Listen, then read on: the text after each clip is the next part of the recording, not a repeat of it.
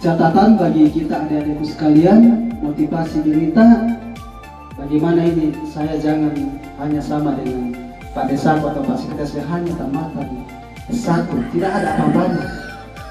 Kalau kita sudah masuk dimuliakan dengan TKD jembatan, tidak ada dinilai tak kalau hanya satu ki.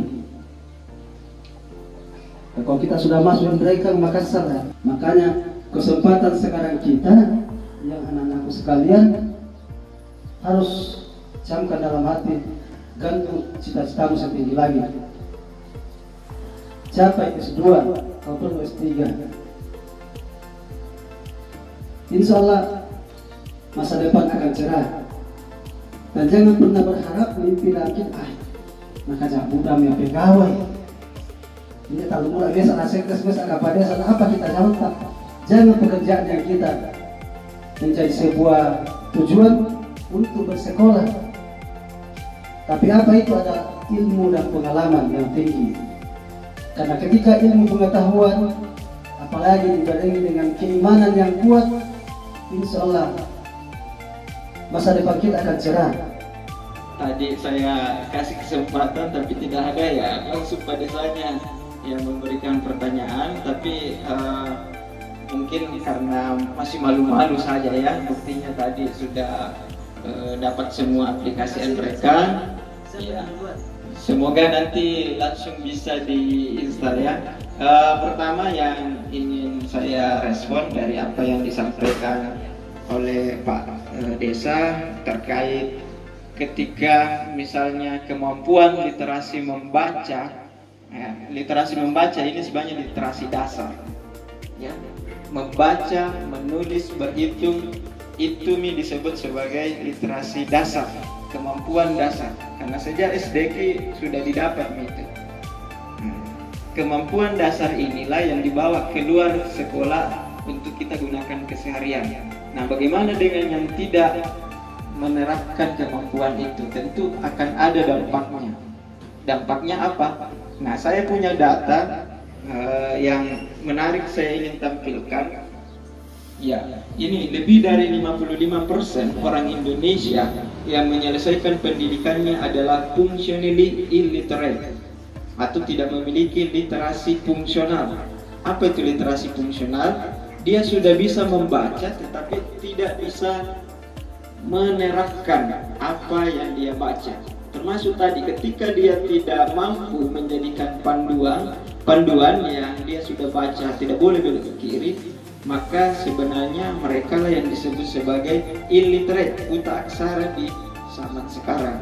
Dia tidak menggunakan kemampuan dasarnya ini untuk mau berkembang.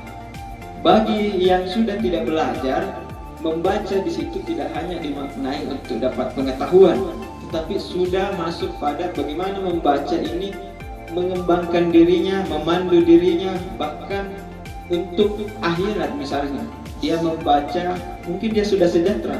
Dia bukan membaca lagi untuk sejahtera, tapi membaca untuk bagaimana keselamatan hidupnya.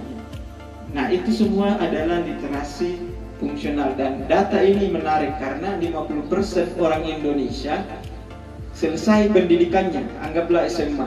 Tetapi apa pengetahuan yang dia dapatkan itu belum tentu dia mampu menerapkan. Anggaplah anak SMK di bidang pertanian, apakah dia bisa langsung jadi petani muda, petani modern? Belum tentu. Nah, inilah yang dibutuhkan sebenarnya, bagaimana kemampuan dasar itu kita bisa gunakan dalam keseharian untuk produktif.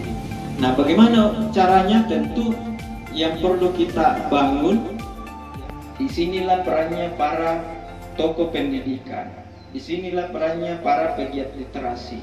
Bagaimana menjadikan ruang perpustakaan itu bukan lagi semata tempat membaca atau meminjam perpustakaan, tapi perpustakaan adalah tempat untuk berinteraksi di dalam nuansa berbagi pengetahuan. Jadi perpustakaan sebenarnya tidak masalah ribut. Kalau di sini mau ribut, yang penting ributnya adalah berdiskusi bagaimana si A dengan B itu bisa saling berbagi pengetahuan. Nah, itu. Jadi untuk membuat orang terbiasa dengan suatu budaya, dalam hal ini budaya literasi, maka kita ciptakan ruangnya, kita ciptakan kulturnya. Dan bagi teman-teman, adik-adik ke desa Tanjung Mura yang kebetulan mungkin ada yang pegiat literasi, saya kira ini kesempatan bagi kita untuk masuk di ruang ini, di perpustakaan, untuk mengajak teman-teman kita, masyarakat yang ada di sini untuk hadir di sini. Jadi kuncinya sebenarnya kita bangun dulu ekosistemnya untuk terbentuk namanya budaya. Ekosistemnya dari mana? Pendidikan non formal, pendidikan informal, dan pendidikan non formal inilah yang namanya perpustakaan, desa, taman bacaan. Jadi di lingkungan kita ada akses untuk membaca. Jadi tiga ini dapat membaca di sekolah, pulang di rumah membaca, pergi di desa, ada juga perpustakaan desanya. Jadi dimanapun kita pergi, apalagi kalau sudah ada yang membangun perpustakaan masjid, luar biasa. Karena memang kalau kita kembali ke kejayaan Islam, khususnya di masa Bani Abbasiyah, ada yang namanya Ihsan al-Hikmah. Jadi sebenarnya perkembangan Islam, masa kejayaannya yang disebut The Golden of Age, itu ditandai dengan perpustakaan, adik-adik. Iya, jangan ragu. Ada yang bilang 5 cm saja rak bukuta itu sama levelnya pendidikan tinggi kalau memang kita baca. Nah, itu yang harus kita jadikan motivasi. Dan mulai dari sekarang kita harus berusaha menghubungkan antara perintah agama itu, Iqra, dengan motivasi kita membaca.